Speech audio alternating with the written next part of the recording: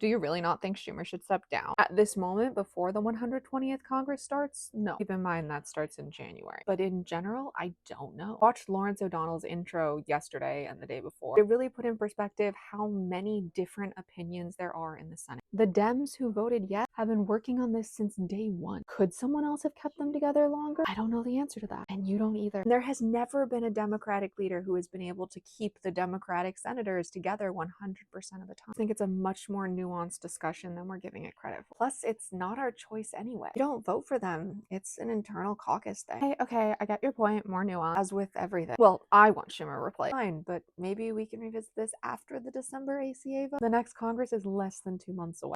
Fine. What are your wins? On Halloween, a Clinton appointee ruled against the Trump administration attempt to force voter ID laws across the country. In April, it was a preliminary injunction, and now it's permanent. Now that's what I like to hear. Yeah, we still have the law on our side. And that's really important to remember when we feel the most helpless. And it's a reminder of how important voting is. They're working so hard to get rid of this right, so we have to make sure to use it. Yeah, it kind of makes me more excited to vote. Good, that's one of the most important impacts it can have. Okay, what else you got? In the Maldives, if you were born after January 1st, 2007, you can no longer smoke. They're also getting rid of e-cigarettes and tobacco manufacturing and advertising. Oh, they saw a problem and did something about it. In a 2002 study, they found that smoking accounts for 12% of deaths in the country. Only 12%. Yeah, and they weren't okay with that. This was signed into law in May and it went into effect on November 1st. Nice to know some countries care about people being alive. Hopefully we can bring that back here too. Okay, what's your last one? Carol Burnett has created a new scholarship at UCLA for one student per year like her. No, this isn't the biggest deal in the world. First of all, it's UCLA, who still haven't caved. And one of the best ways we can fight back against all this is through the arts. Every single example of fighting for social justice includes the artist. Yeah, I guess that's kind of cool. Not the biggest win, but nice to know. Small wins matter too. I'm still not the biggest fan of your thoughts on leadership. I appreciate that there's nuance. And you can